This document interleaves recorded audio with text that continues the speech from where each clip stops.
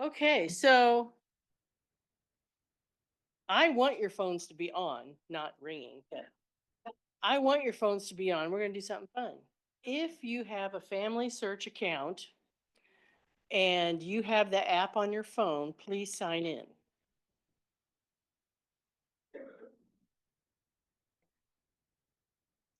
Well, you're going to want to get an account after this because this is a lot of fun. Okay, who all has an account on their phone? Okay, good. It's really quick to download, but anyway, and you need a few bits of information in there before this will work. But go ahead and get in. And of course, the first thing that'll come up is your little tree, right? Great. Okay, now down on the bottom, well, if you have an iPhone, if you have a Android, it's in a different spot. Click more. All right. And then you're going to click relatives around me. And then you're going to click scan for relatives. Oh, gosh, my wife's my 11th cousin. Yes.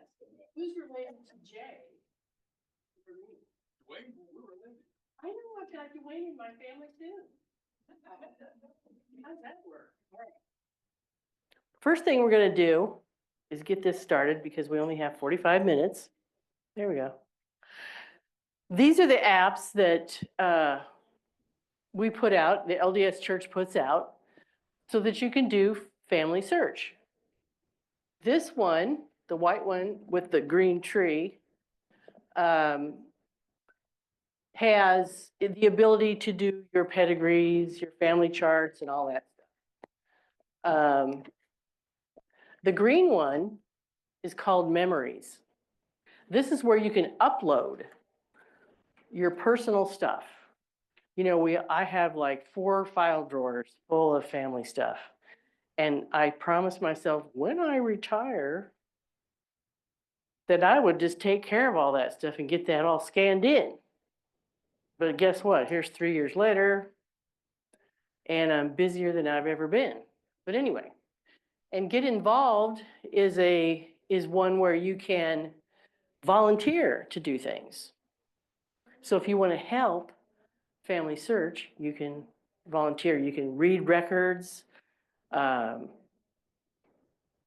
someone say something? Okay.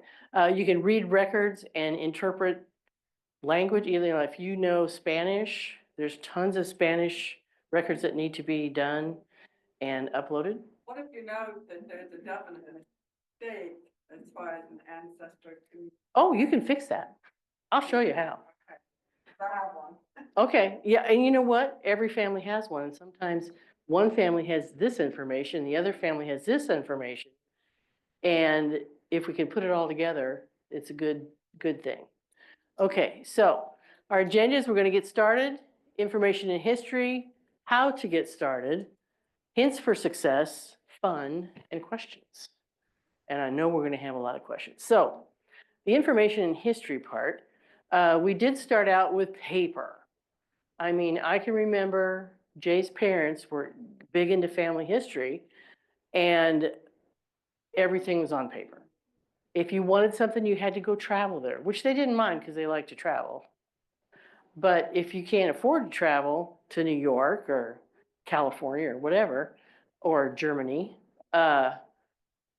you know, that's not an option for everybody. So we had to write, travel, mail to get stuff.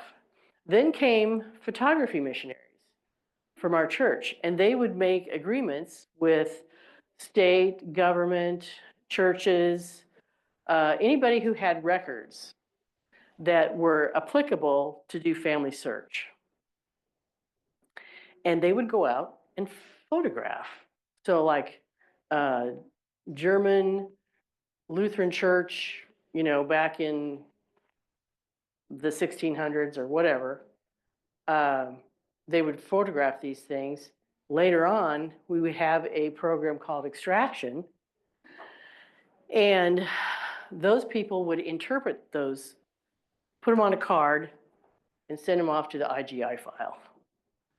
And then later on, they were put on microfilm so people could read them at a local library. Then and those were called family history centers by then. And then came out PAF, Personal Ancestral File.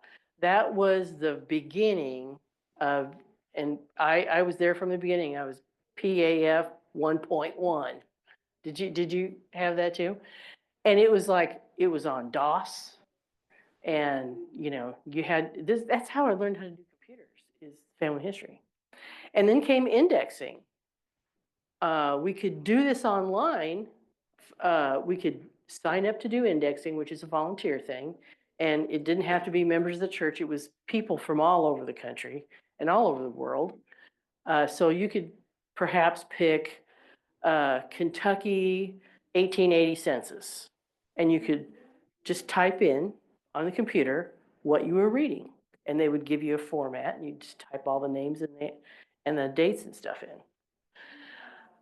Then came document and duplicate merging. So it's kind of where we're at now. They're called Family Search Centers now. Currently, our Family Search Center is not open. We had some staffing problems, as everybody in the whole country has staffing problems right now. It's not open right now, but you are able to get family history consultants to help you. And we can even do it online. There's helper numbers that we could plug in, and you can sign up and have someone help you immediately. Raise your hand, Jay. He's a family history consultant in our congregation. Okay. I think that our Family Search Center will be open again soon. Just my guess. I think so. Okay, now there's some things on here. This is the beginning. This is how we start. This is the first page where you sign in. And I wanted to point some things out for you. Hope I'm not in your way. Right here is where you would click on to view your tree. And that's what you normally would start with, because that's where we start. You start with yourself. And then searching, if you were searching for somebody, you could go to memories and upload those documents and pictures of your own, right in memories. You can get involved by volunteering, and there's things like to volunteer, like fixing place names. So if someone puts Topeka, Kansas on a document, what is wrong with that? County. No county, no country. Yeah, so it needs to say Topeka, Shawnee, Kansas, United States. Right. Okay, and activities, the fun activities like we just did. Sign in there, create an account here. There's lots of things that you can do to kind of teach yourself. So all these things on the bottom, and don't worry, you're not going to break it. You click on something, you're not going to break it. Okay, and then if you need feedback, over here on the side, like, oh, I don't like this page, or this is wonderful, or whatever. Okay, so this is what your tree would look like if you signed in on a computer. It's a little simpler than that when you sign in on your phone. The phone one has the ability to not have all these arrows, and I'm going to show you these arrows that are going up. If that shows you that means there's more ancestors going that way. The new one is an arrow to the side, and that will show all their siblings. Okay? And then there's this little dude right here. Well, there's two people. That is showing there's more spouses. Okay? And then there's another one that I don't have one on this page, but there's one in a little, it looks like sort of like this one, only it's above the name and the person. And it will show more parents. So if somebody was remarried and, you know, they were a step parent, it will show that. So you can just go exploding in any which direction and find people. Okay. And then over here, oh, this is my contributions. One of my favorite parts because it shows you how far you've gone, like how many people you've created. You will create people if you merge them into a document that the document finder has found for your family and is connected to your family, it'll show up as a blue dot. I'll show you what that does later. But so that's what this page is. And then up here, you can change this from a vertical portrait chart to a horizontal one or a fan chart. And so it's just, my preference is vertical. Some people like fan charts. This is home. This is pinpointing an area. And this is making the screen bigger or littler. And I'll give you a hint about something.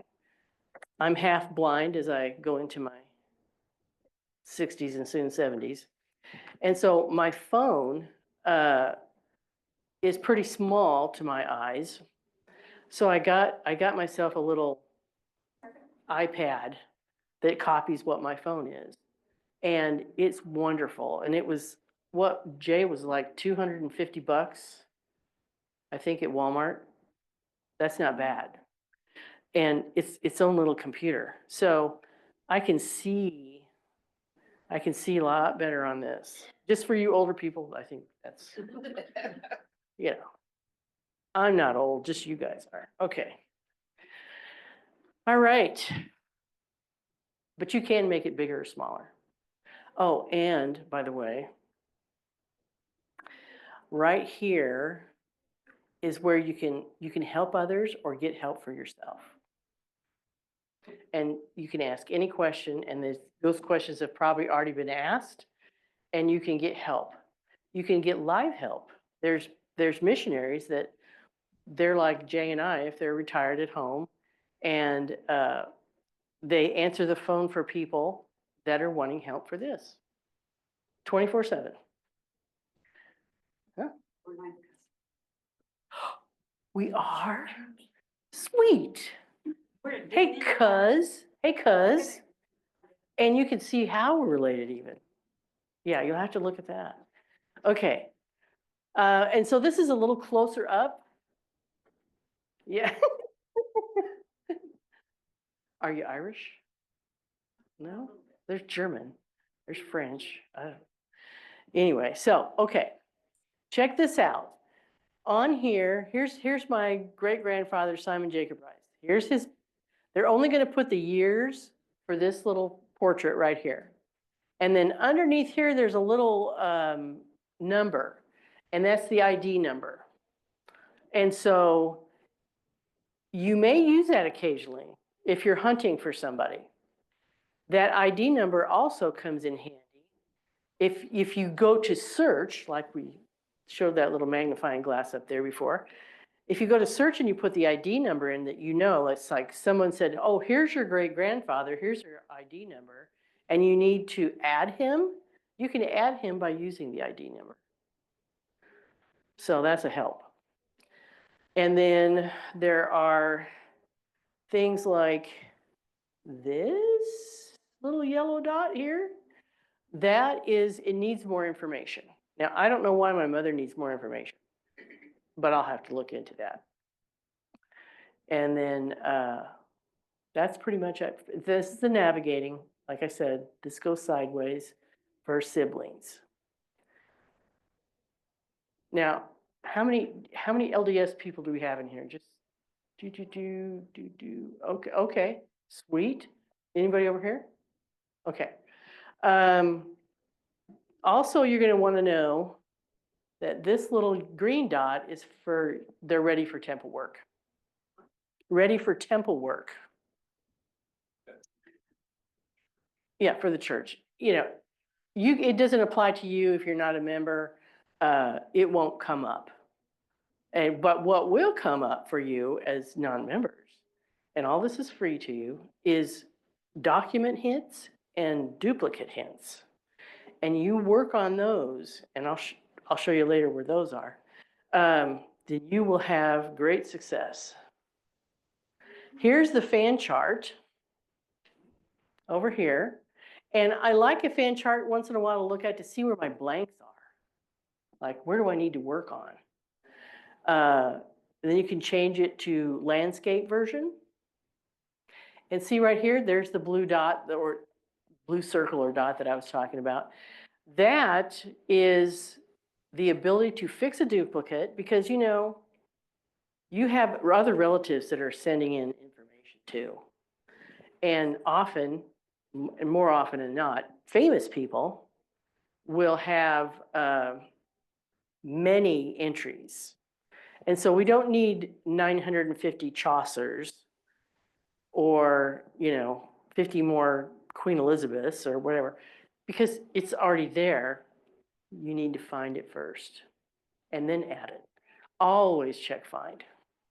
Okay, so this is the vertical pedigree chart.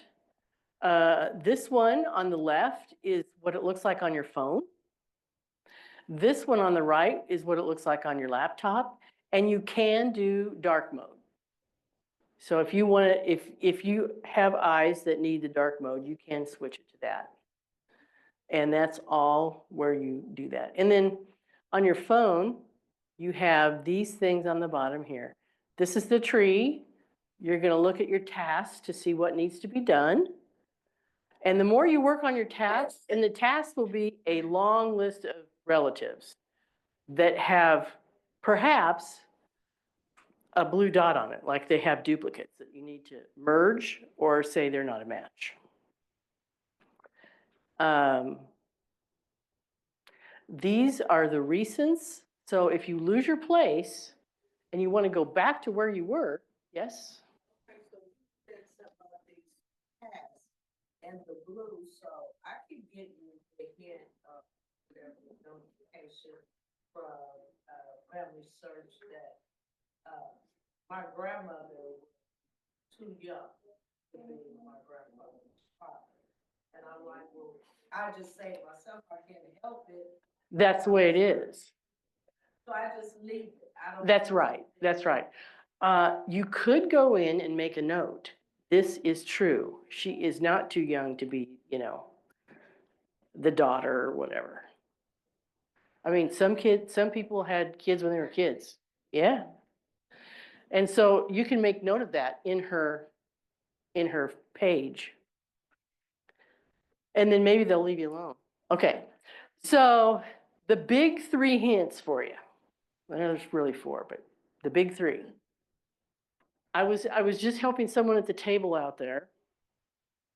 And she says, I want to switch my stuff over from Ancestry to FamilySearch. And I go, well, okay, let's get it started. So she put her name in. She already had an account. She had her name already there, but she didn't have any parents or grandparents.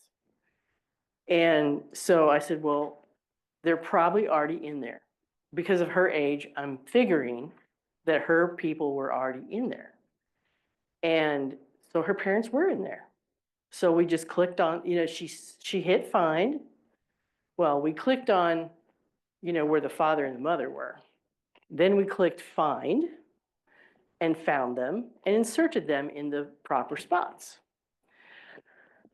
Now, when you do living people,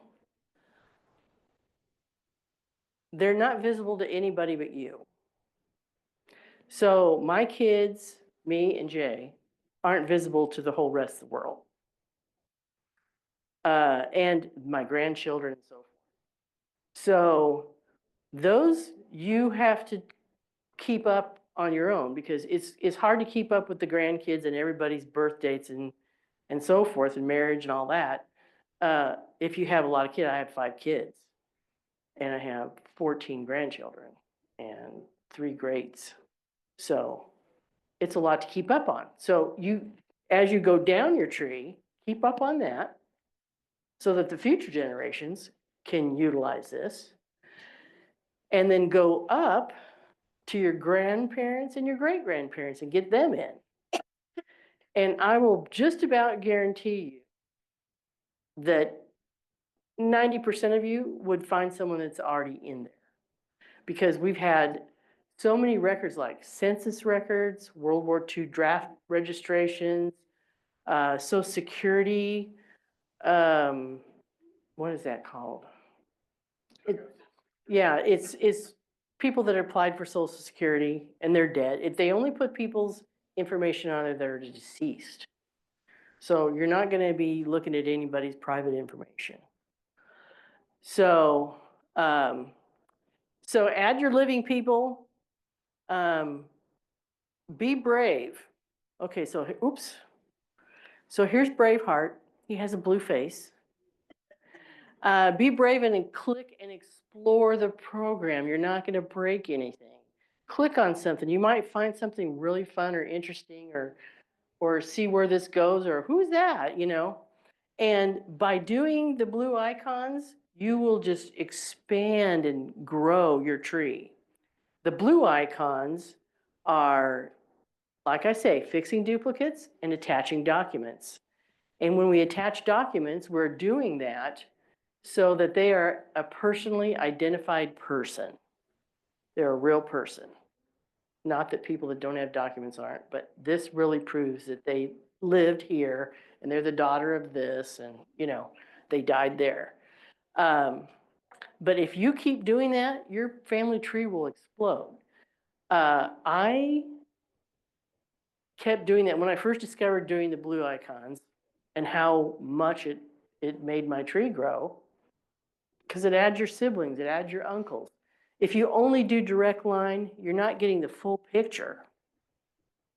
So add those siblings and add those uncles, because sometimes those are the people that the tree grows on. You might stop at your great grandfather, but one of the uncles might have more information that goes back. So it's very smart to do your uncles and aunts. So I'm working on the blue tiles. I find another line that goes further than my own ancestors. And I find out that I'm related to this guy named Hugh Monroe Mercer. Hugh Monroe Mercer was a Scottish guy who came to America during the Revolutionary War time. He just was fed up with Scotland because he'd been in a whole bunch of wars over there, got injured and so forth. So Hugh was driving around, not driving, he was horsebacking around in the Pennsylvania area, in the Washington, D.C. sort of area, in Virginia. And he became friends with someone we know named George Washington. He was also a doctor. Hugh Mercer became George Washington's mother's doctor. There's this whole story about him. And this is, you just do this from clicking on things that you don't expect. And so Hugh Mercer's this doctor of George Washington's mother, and he ended up buying the boyhood home of George Washington. And that was his property. And so my son was like all excited. He goes, "You mean we have the cherry tree?" And I go, "Well, I guess if there was a cherry tree, you know." So you just, and then the crazy part after this was, so then now I had another arrow up. And so about 4 more arrows up, it's still in Virginia. And there's this guy, I can't even pronounce his name, but he was married to an Indian woman. And lo and behold, she's the granddaughter of Pocahontas. So I'm crazy, you know, related to Pocahontas. So on your computer, you go to Family Tree and you can hit find, okay? On your phone, it's in more, and you can do relatives around me, but find a person is right there. Okay? Oh, oh yeah, Genghis Khan. Okay, so I heard, I don't know if this is true, but I have read articles about Genghis Khan being the father of many, many, many, many children on the earth today. So my line went back to Genghis Khan's parents. Yes, I can wind my way back that far. The generation after that, I can't read because it's in Chinese. So it's amazing what you'll find. It's a very high percentage of the people of the world. Yes, it's like 20%. Yeah. Okay, so here you go. Here you are in Find. And like I say, you could put people in by name, or you can use their ID if you have it. Usually when you get an ID, you'll get it from a friend who goes, oh, hey, I found your great grandpa, here's his ID number, then you can just put it in like that. And then you hit search and see where you fit in. Down here, I wanted to show you something. This little doodad down here, all these links. Right here, this DNA thing, if you're interested in doing DNA, this is a very comprehensive part of the website that tells you what kinds of DNA things you can do, what it entails, how it works, and what all it'll tell you. So if you're I've been kind of curious about it, but I haven't done it yet. And so reading this thing right here is going to help me figure out what I want to do. Okay. Starting a new account. Who has not got a FamilySearch account? Okay, good. When you start a new account, start with yourself and your spouse. You're gonna see a family tree, but there won't be anybody on it yet. So you're gonna start with yourself. You'll add your spouse, and then you're gonna add your parents. So, and then your grandparents and your great-grandparents. Now, by the time you get to your parents, depending on how old you are, if you're my age, my parents are all deceased. Jay's are deceased. But if you're younger, they might still be alive. Put them in as a living person. And find is your friend. Hit find if they're deceased, because they may already be in. And this one time I helped this 20-year-old guy get in. He was a very odd mix. He was Navajo, Scottish, and Chinese. And I'm like, whoa, this is going to be fun. But he hooked into some Scottish stuff right away. And his line went back to the year like 600 and something. And his last ancestor was a guy called Frodo. There is a real Frodo. Yeah, he didn't have the ring. But anyway, that was amazing. So, and then add your siblings, add your aunts and uncles. I said your aunts and uncles are going to be very important. Living people will need to be added individually, and no one can see them if they search find, because living people are private. Okay, so to attach a record, there's two different ways to do it. You see on here, this is on the computer, and this is on your phone, but it looks the same. The little blue tiles there, that's where you're going to fix a duplicate, or if it is like say a World War II draft registration document, you can look at it, see if that matches your ancestor, and click yes or no. Yes, this matches No, this doesn't. Okay, and then the same thing over here for the stuff on the phone. I happen to think doing it on the phone is way swifter, easier. And like I say, if you are having trouble looking at your phone because it's so tiny, get yourself an iPad. It'll just go really, really fast.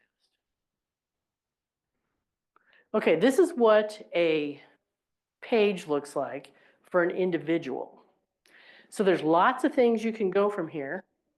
Over here on the right-hand side are the different companies that are cooperating with the LDS Church. Ancestry, Find My Past, My Heritage, those are all things that if you're LDS, you get a free account to. And reason being is because we are supplying all this information to the world, and so they let us have a free account. And yes. Something is wrong. But Jay, I'm getting to that. I'm not done with this page yet. Okay. All right, so here we are. You can view your tree. You can view your relationship to this person. And then a long line of string of people will come out and you'll see how you're related. You can look at all the sources that are connected to this person. And if I had put a picture of my great-grandfather in, he would be in memories. There's a gap, and they'll give you some hints, like this little purple thing is a gap of 3 or more years between, there wasn't any children between then, so I had the same problem y'all did back there. So then all of these, this is like who has turned it in, you know, over here. And you can click on that, and if you need to email somebody, you just click on it. Do you see these pencils? That's where you edit things. If there's a mistake, you can edit it. Now, my grandmother has a middle name that she didn't like, so she just changed it herself. She was Julia Stella Squire. And she changed it to Julia Helen Squire because I don't know if she didn't like her aunt that was named Stella or if she just didn't like the name. So then I had someone contend with me, well, that's not her name. And I go, well, that's what she was born with. But you can also make notes in here about people. And so if you have a point of, well, when she was this old, she was this name. When she was this old, you know, you can write that down. But if there's something here, like many cases I've seen people who have done indexing or interpreted something that it was the wrong sex. And so you would click under the name part, you would click this little pencil, go in there, or right here where it says male, you could click that. And People will change things. mhm. I had an awful time. Finally had an email release and leave it alone. Well, I might do it different than that, but you talk to them nicely and say, what information do you have that says it's that? You know, you might have a document saying, this is her name. And she might not have anything but hearsay. But you need to get with them and say, this is what I have. What do you have that says this name?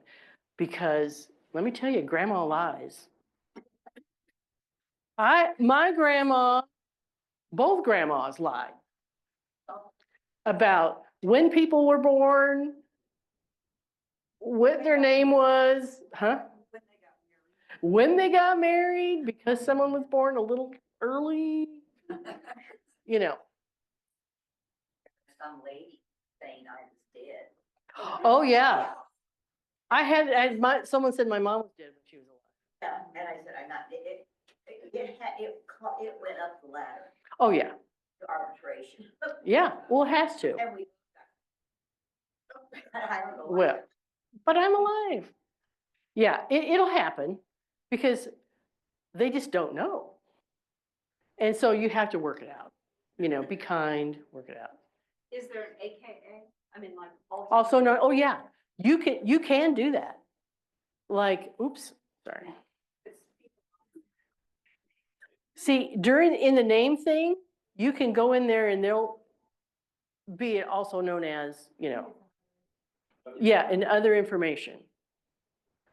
So, yeah, it's down there and I'll show you what else is down there. The other thing that's down there in other information is all the siblings, the parents, the children. So all of that's down there with little pencils on it.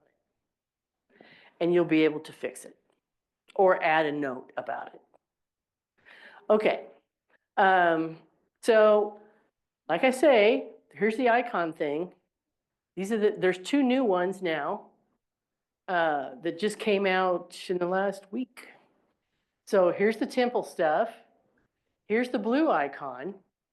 And here's the yellow icon. Most of the time when there's a yellow icon, it needs vital information like birth, death, and marriage. Then the alternative parents. You can claim, like, I had a stepfather. So he's an alternative parent. And you can go up that line. Alternative spouses. I have an alternative spouse too. Before him. Got rid of that guy. I got this nice guy. And let's see. And here's some more fun.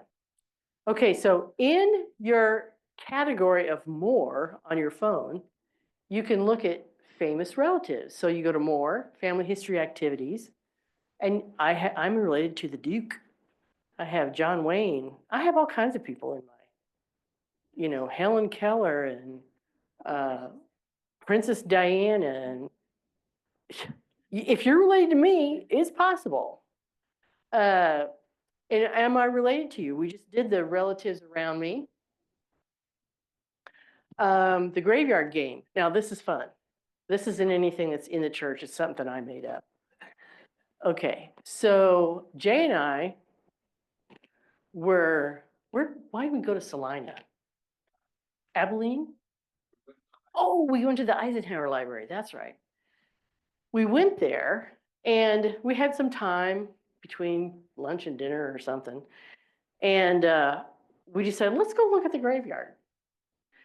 And it's just kind of like a fun thing to me because you look at the names, you look at it. And it was quite fascinating because in the middle of the graveyard, where the oldest people were Germans, and of that descent, you know, Germans. And then around that was a ring of Irish people. And then around that was a ring of Spanish people, Spanish-speaking people. So that was interesting. But the graveyard game is this. You go to a grave, you go to find in FamilySearch, and you put in the name, and you've got the name and the dates and the place where you're at, where they're buried. And then you hit search. And lo and behold, I don't know how many times we ran across people we were related to. Bring up that person, and then you hit view my relationship. Yes. It'll go connect. And we did that. I mean, it's just a fun thing. Any questions? Okay. We did. Yeah. Yeah, for some crazy reason, we were related to a bunch of people in Adel. Okay. You can volunteer. Now, the reason there's so much information in FamilySearch is because of volunteers. You can volunteer as a person who speaks another language and do indexing. there are many records. When an indexing project comes up and it's from the United States, it gets snapped up like that because we can read, well, most of us can read cursive. All right, okay. Most of us can read cursive. Today, not so much with younger folks, but I hear they're teaching it again. So you're going to need it in your job if you look at any kind of records or anything. But many of them are in English, and it's kind of fun when they released the 1950 census. That thing was snapped up in a hurry. It was done in a month. You know, so if you have anybody that was in 1950, any ancestors, they're there. You're available to look at. You can fix place names. We talked about this a little bit. So Valley, Nebraska is really Valley, Douglas, Nebraska, United States. And what would be a standardized date? Day, the 4th, July, year. And you can put JUL or JUN, you know, for the month. But you see all kinds of crazy stuff, you know, and backwards stuff, and like they'll put 24/11, or, I mean, what is 24/6/9? I don't know, you know. So if you standardize your date, month, year, you're good. What about names and places? Should they be capitalized? Yes. I'm seeing many of the younger generation, I'm not trying to, anybody here in 20 and under, writing things with no capitalization. And I go in and fix it. I go to edit and I'll fix it because it makes me mad. Like, can't you write? Okay. Contribute. So one of the other reasons that this site is so prolific and big and good is because we contribute. If you contribute at least 4 generations, that's a big help. Work on the blue tiles. It will explode your family. Add pictures. Let me go back and look at something. I'll show you something. Oh, there's a good one. Okay. See right up there by my great-grandfather's name, picture? I haven't put his picture in there yet. I could download a picture for him. All you do is click on it. You know, like if you scanned a picture in, or you can even take a picture with your phone of a picture of him, and, you know, send it to yourself in an email or something. Then you could put him in there. And so putting pictures in of people is awesome. I'm still not at that I'm totally retired phase yet where I can do this. But that's one of the things I want to do, add pictures.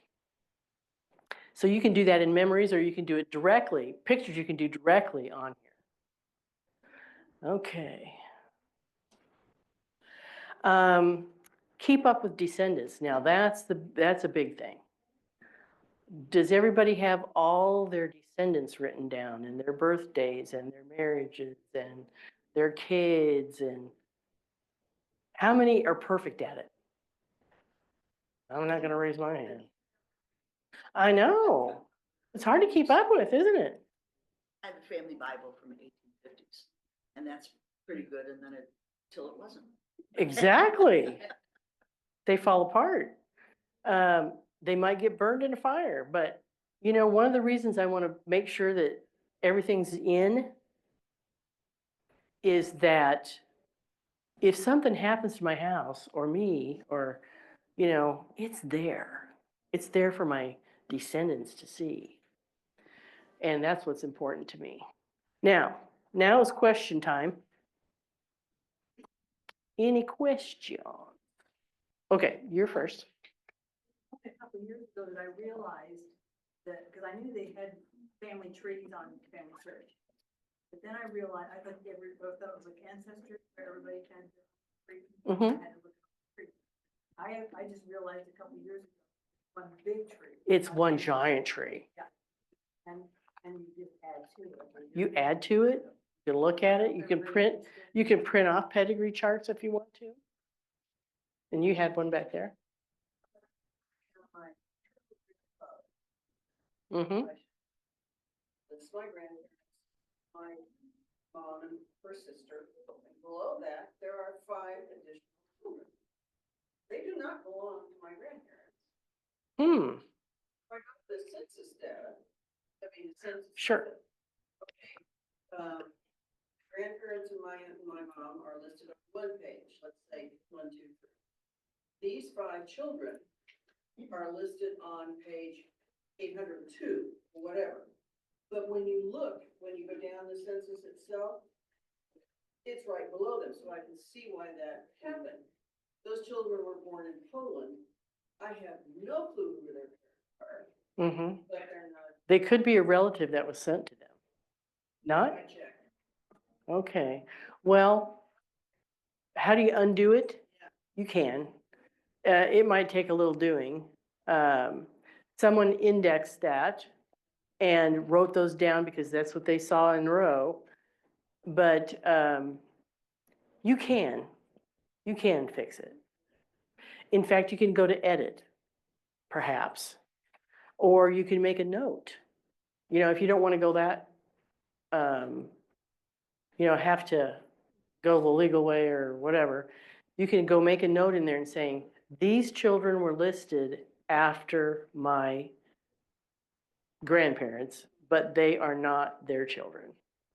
And then should I put the page numbers on the census? Yeah, I would.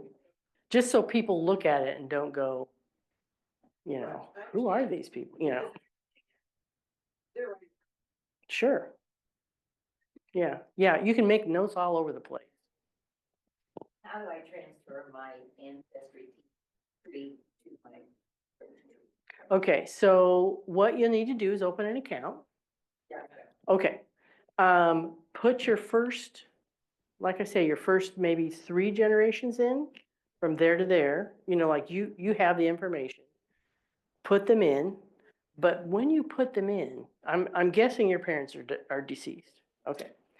When you put them in, hit find. They may already be in there. And once you get like 2 or 3 generations up, it will just go boom all the way back, You might hit Frodo. So, photographs and documents also? Well, no. Oh. Yeah, they get their information from us. We don't get information from them. Okay? So you may have to kind of reinvent the wheel there with the photographs, but the documents were probably there already. So I'm going back to these relative graphs.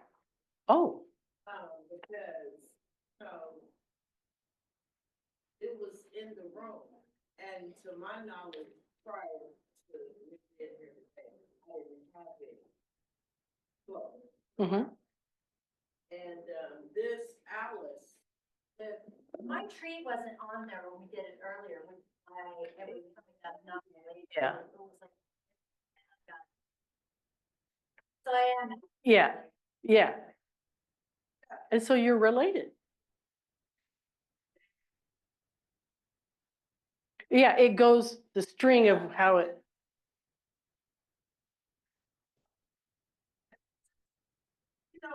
Well, here.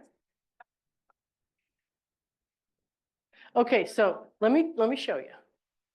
Oh, say the connection. Let's go up here a little bit further. Here's your connection. Like it goes up to this Grace. I can't have my glasses on. Grace Monroe, or what does that say? Winston. See, I can't see. Then it goes to John Winston, her dad, and Elizabeth Austin, her mother, and it goes back down to her. That's how you're connected. 5. Okay. so who is John? He is your, well, take a look at that. I mean, he is your Huge, great, great, great. Where are you? I'm Okay, here. here, 1, 2, 3, 5, 6, 7, 8, 9, 10. He's like 10 generations above you. There you go. And you're connected to the choir. Yes. That's ancestry. Oh, well, they were a bunch of Irish people that